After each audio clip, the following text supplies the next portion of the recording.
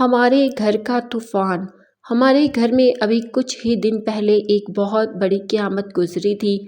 اس ساخے کو زیادہ وقت نہیں گزرا تھا کہ میری امی زلیخا بی بی نے پورے محلے والوں کو اپنے گھر بلا لیا۔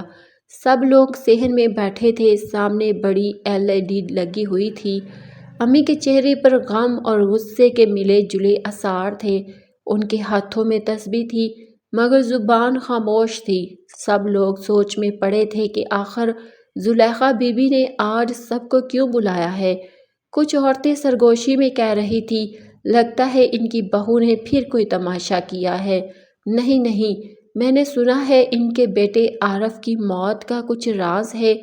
امی نے تسبیح ہاتھ سے رکھ کر سب کی طرف دیکھا اور بولی، اللہ گواہ ہے، میں نے اپنے بیٹے کی پرورش حلال رزق سے کی تھی۔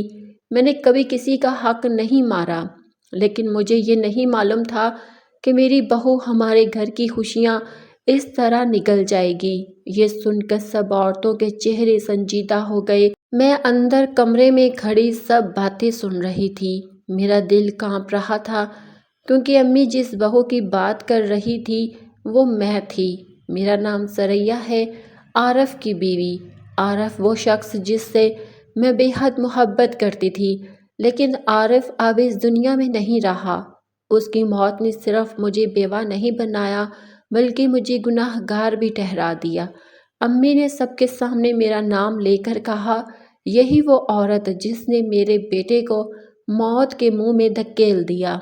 یہ جملہ میرے دل پر چاقو کی طرح لگا۔ میری آنکھوں سے آنسو بہنے لگے۔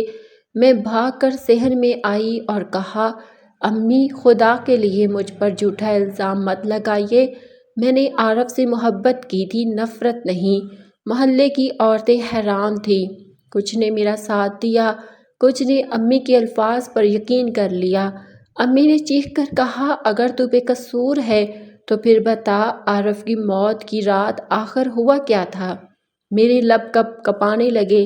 میں جانتی تھی اگر میں سچ بتاؤں گی تو سب کے سامنے ایک ایسا راز کھل جائے گا جو سب کے ایمان کو دہلا دے گا۔ وہ رات جس نے سب کچھ بدل دیا۔ میں کچھ لمحے خاموش رہی۔ سب کے چہرے میری طرف دیکھ رہے تھے۔ امی کی آنکھوں میں غصے کی چمک تھی مگر میری روح خوف سے لرز رہی تھی۔ میں نے دھیرے سے کہا، امی عارف کی موت ایک حادثہ نہیں تھی مگر قاتل بھی میں نہیں ہوں۔ سب عورتیں چونک گئی۔ امی نے تیز لہجے میں کہا، تو پھر بتا، اگر تو قاتل نہیں تو پھر میرے بیٹے کو کس نے مارا؟ میری آنکھوں سے آنسو بہنے لگے۔ میں نے آسمان کی طرف دیکھا اور کانپتی آواز میں بولی، اس رات بارش ہو رہی تھی، عارف دیر سے گھر لوٹا، اس کے کپڑے بھیگے ہوئے تھے، ہاتھ میں کچھ کاغذات تھے۔ میں نے پوچھا، یہ کیا ہے؟ اس نے مسکرا کر کہا، میری ترقی کا لیٹر ہے ثریا، آخر کار ہمیں وہ گھر ملنے والا ہے جس کا خواب ہم نے دیکھا تھا۔ میں خوشی سے اس کے گلے لگ گئی مگر چند لمحوں بعد اس کی مسکراہٹ غائب ہو گئی۔ میں نے پوچھا، کیا ہوا؟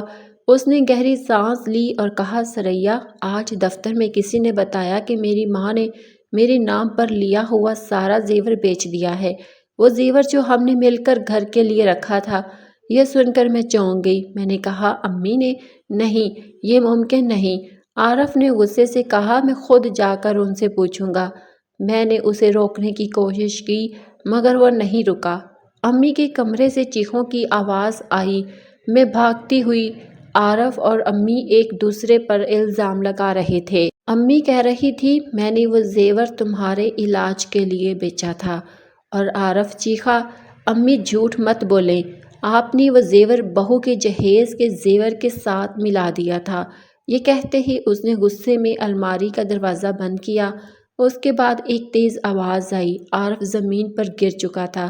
میں دوڑی مگر دیر ہو چکی تھی۔ اس کے سینے میں دل کا دورہ پڑا تھا یا شاید صدمہ۔ امی کے ہاتھ کانپ رہے تھے اور ان کے ہونٹوں پر بس ایک جملہ تھا، میں نے کچھ نہیں کیا، میں نے کچھ نہیں کیا۔ میں چیختی رہی، روتی رہی مگر سب کچھ ختم ہو گیا۔ امی نے مگر دوسرے دن سب کے سامنے کہا، میرا بیٹا اپنی بیوی کے دکھ سے مر گیا۔ تب سے آج تک سب یہی سمجھتے ہیں کہ عارف کی موت کی وجہ میں تھی۔ خاموشی چھا گئی۔ محلے کی عورتیں ایک دوسرے کی طرف دیکھنے لگی۔ امی کے چہرے پر پسینہ چمکنے لگا۔ میں نے تھکے ہوئے لہجے میں کہا، امی آپ چاہیں تو آج بھی مجھ پر الزام لگا لیجئے، مگر سچ تو یہی ہے کہ ہم دونوں نے اپنے پیارے عارف کو اپنے غصے سے مارا۔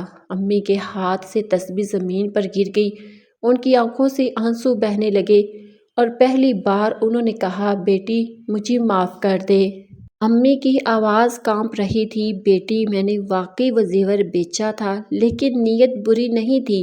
میں چاہتی تھی کہ تم دونوں کے لیے گھر بن جائے، مگر جب عارف نے الزام لگایا میرا غرور جاگ اٹھا۔ میں نے اسے روکا نہیں، بس خاموش رہی اور وہ چلا گیا ہمیشہ کے لیے۔ یہ کہتے ہوئے امی زمین پر بیٹھ گئی۔ اس کے ہاتھ کانپ رہے تھے، آنسو مسلسل بہہ رہے تھے۔ محلے کی عورتیں جو چند لمحے پہلے میرے خلاف بول رہی تھی اب خاموش تھی۔ کچھ کی آنکھوں میں ندامت تھی، کچھ کے ہونٹوں پر استغفار۔ میں آگے بڑھی، میں نے امی کے ہاتھ پکڑے اور دھیرے سے کہا، امی مجھے آپ سے کوئی شکوہ نہیں۔ اگر میں اس رات آپ کے کمرے میں نہ آتی، اگر میں عارف کو روک لیتی تو شاید آج وہ زندہ ہوتا۔ قصور صرف ایک کا نہیں تھا، ہم سب کے صبر کی کمی نے اسے ہم سے چھین لیا۔ امی نے میرا ماتھا چوم لیا، اس کے لبوں سے صرف ایک لفظ نکلا، اللہ معاف کرنے والا ہے۔ اس دن کے بعد محلے والوں نے کبھی میرا ذکر طنز سے نہیں کیا۔ امی نے اپنے گھر کا ایک کمرہ مسجد کے بچوں کے لیے مختص بنا دیا۔